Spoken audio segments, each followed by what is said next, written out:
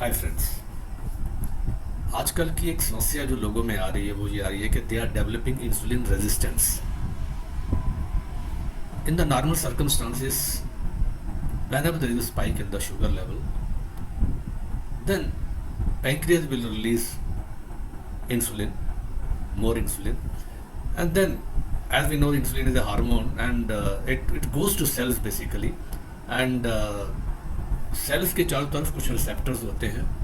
So this insulin goes to the receptors. Once it gets fitted into that receptor, it is acting as a key, and receptors in the cell is basically lock. So key is going into the lock. It is opening the cells so that the sugar in the blood can go to the cells and gets consumed. तो ये तो normal circumstance में बात होगी. लेकिन होता क्या है कि when you are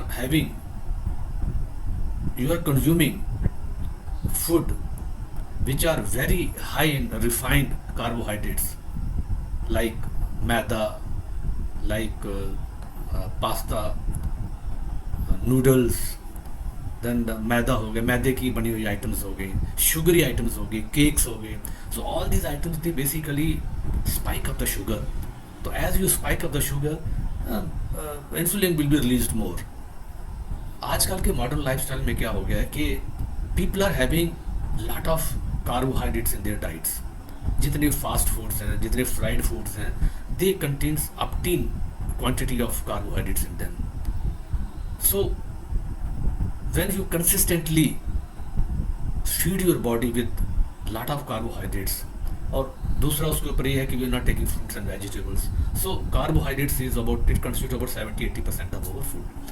तो और उसके बीच में हम क्या करते हैं, स्नैक्स भी लेते हैं, और जगह जगह जा रहे हैं, कोल्ड ड्रिंक ले रहे हैं, शॉपिंग मॉल में जा रहे हैं, कहीं भी जा रहे हैं, तो we are taking lot of in between snacks also. तो body is constantly releasing sugars into the blood, and to control that insulin will be released. So insulin will be continuously at an elevated level. तो होता क्या है कि when more insulin is there, तो insulin का दो तीन काम होते हैं. एक तो ये है कि it goes to the cells, go to the receptors of cells, and then open the receptors, and then blood sugars can go into that. But once the cell sees, जब cells ये देखता है कि भाई lot of sugar is there in the blood, its receptors in the cells, they become less efficient. It makes them less efficient. That means जहाँ पे ज़्यादा sugar in receptor के थ्रू जाने चाहिए सेल्स में, no less sugar goes into it. That means more and more sugar will be available in the blood and less sugar will go to the cells. तो sales तो starve होना शुरू हो जाते हैं, तो they will develop more receptor, but their efficiency will be very less. That means slowly and slowly our cells are becoming resistant to the sugar, to the insulin, because now ये विशेष circle देखिए कैसा है.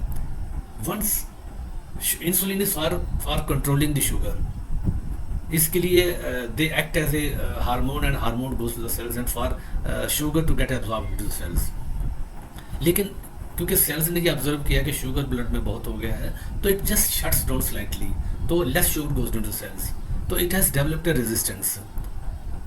तो इससे क्या होता है कि ब्लड में शुगर विल रिमेन, तो more insulin will be release to counter that. Again it will go to the cells, cells फिर देखता ब्लड में बहुत सारा शुगर है, इट अगेन शट्स डाउन. तो slowly receptors will become less efficient, and because cells want to have a homeostatic state, तो cells कुछ और रिसेप्टर्स भी डेवलप कर सकता है टू मेंटेन द इक्विलिब्रियम, तो वो सेल्स भी इतने एफिशिएंट नहीं होंगे. तो ये एक विशेष सर्कल है जिसमें we are having food, but insulin, because sugar is getting released into the blood, तो more and more insulin will be released, और cells वैसे उसमें resistant होता चला जाता है. So अब क्या होता है, ब्लड में काफ़ी सारा शुगर आ गया है, तो इंसुलिन का एक और काम होता है, whatever sugar is available in the blood now, it will go to the liver also. ये लिवर में जाके some quantity will be there in the liver, it will always remain, it is used in the emergencies. Now immediately it can be used. लेकिन अब क्योंकि blood में consistently sugar बहुत ज़्यादा हो जा रहा है, तो what will it will do, ये जो इंसुलिन है, it will take that sugar and it will get converted into fats. और फैट्स आप पे कहाँ जमा होते हैं, इन दी डिफरेंट ऑर्गन्स। ये आपकी स्किन के नीचे जो स्किन है वहाँ पे ये फैट्स जमा होते हैं। बहुत सारे ऑर्गन जैसे आपके किडनीज हैं, लिवर है, बहुत सारे ऑर्गन्स में ये फैट्स जमा होना शुरू हो जाता है। तो शुगर को कंट्रोल करने के लिए इंसुलिन पैदा होता है, और इंसुलिन जो है because sugar is already high तो it consistently releases more insulin, और insulin because the sugar in the blood is more, the cells also becomes resistant to the intake of sugar, और वहाँ पे रेजिस्टेंस डेवलप हो गया, this is called insulin resistance. और no there is more and more sugar in the blood, और उधर से इसको देखते हुए your pancreas will release more insulin actually, and तो more and more sugar will be getting converted into fats which will get deposited in the skin and in the organs also. तो it's a vicious circle। आप शुरू में तो खाना हम खाते हैं और उससे शुगर बढ़ता है, ठीक है, और उसमें इंसुलिन कंट्रोल करता है, लेकिन बाद में क्या होता है, even if you don't eat, आप कम खाते हो खाना, बहुत कम खाते हो, even then your because there is a resistance to the insulin, तो more and more even if you are taking small meal also it will not get digested as sugar. The sugar will not be digested in the cells, rather it will be flowing in the blood only. तो insulin will keep on converting this into fats. तो आपने देखा होगा जो insulin resistance लोग होते हैं they develop obesity actually. तो obesity is a by product of the insulin resistance, and it is also a by product of, और इससे क्या होता है कि इंसुलिन रेजिस्टेंस होने से आपको और ज़्यादा शुगर बढ़ता चला है, that means type 2 diabetes will be more and more deadly. और उसके बाद if and a time will come then there will be only consistently there will be spike in the insulin. तो टाइप 1 डायबिटीज भी से आपका जो immune system है that will get congested, वो आपका बिल्कुल ख़राब हो जाता है। तो टाइप 1 टाइप 2 डायबिटीज अगर एक्सट्रीम कंडीशन में पहुंच जाते हैं तो that is because of the insulin resistance. So इसको कैसे कंट्रोल करना है, उसके लिए बहुत सारी माइंड बॉडी एक्सरसाइजेज हैं, वो आप करें। और ये चीज़ें इतनी ईजिली नहीं होती। पहले क्या होता था कि आज से 40-50 ईयर्स पहले, इवन वो 30, 70s और 60s में भी लोगों का क्या स्टाइल था, ये जो मॉडर्न लाइफ स्टाइल से सब कुछ हो रहा है, होता कैसे है, पहले 60s, 70s, 40s में क्या होता था कि people use to have breakfast in the morning at about 7 or 8 o'clock, और पूरे लोग खेत वेत में जाते थे, अपने जॉब वापस जाते थे, उसके बाद 1 या 2 बजे के आसपास लंच करते थे।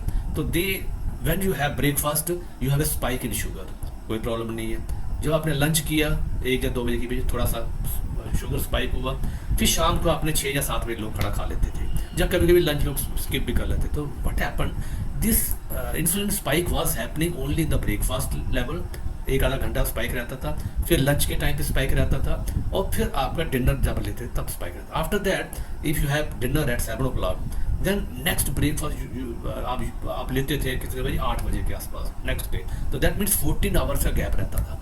तो during the whole night there was a consistent low insulin available in the body, तो body was not used to the spike in insulin. अब 90s में, 2000 में, और अभी 21st सेंचुरी में क्या हो रहा है कि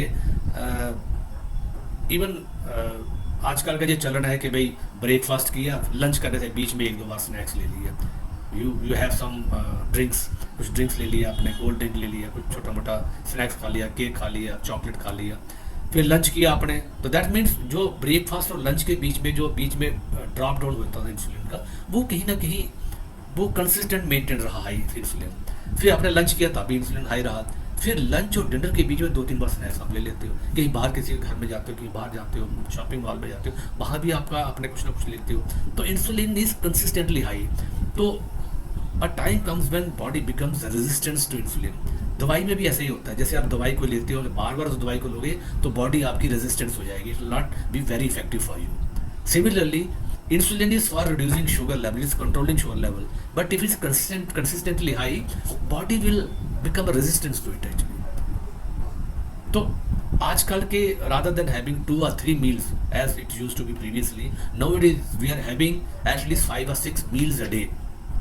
ब्रेकफास्ट कर रहे हैं, पहले सुबह उठ के चाय और साथ में उसके थोड़ा चाय बिस्किट वगैरह जरूर लेते हैं, पहला एक स्पाइक हो गया, फिर हम खूब भर के ब्रेकफास्ट लिया, फिर ब्रेकफास्ट और लंच के बीच में 1-2 स्नैक्स ले लिए, ठीक है, फिर लंच में किया तब स्पाइक हुआ, फिर लंच और डिनर के बीच में 3-4 बार स्पाइक हो गया, अपने स्नैक्स ले लिए। तो amount of food that you are taking is not 3 meals, you are taking at least 6-7 meals a day. और इस मॉडर्न लाइफस्टाइल के कारण we have developed insulin resistance even in the young children also. Young बच्चे जो है adult हैं उनमें ये इंसुलिन रेजिस्टेंस डेवलप होना शुरू हो गया. तो आप बॉडी को इस तरीके से मत बनाइए कि consistently you are triggering yourself with lot of sugars in it. आप गैप दीजिए. You have your breakfast, you have your lunch, you have your dinner, but give a gap. At least between dinner and breakfast you should have 15-16 hours gap. ये बहुत ज़रूरी है. ये करेंगे तो आपका स्लोली जो इंसुलिन बॉडी फिर रिकॉग्नाइज नहीं करेगी, क्योंकि बॉडी में एक बार कहीं इंसुलिन हाई हुआ, फिर बाद में लो हो गया, फिर हाई हुआ, फिर लो हो गया, और फिर डिनर और ब्रेकफास्ट के बीच में it was consistently low for at least 14-15 hours.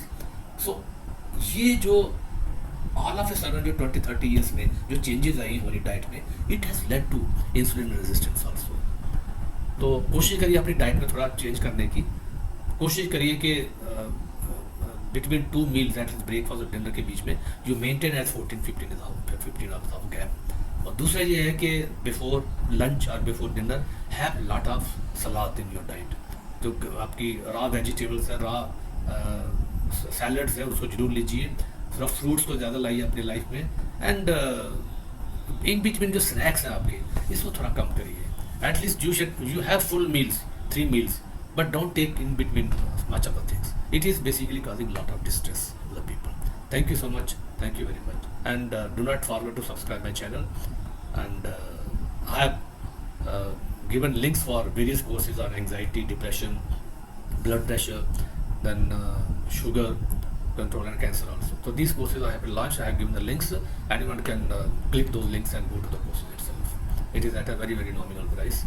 And keep on watching my videos and comment दीजिए कि what are all the videos you want me to make for you. Thank you so much.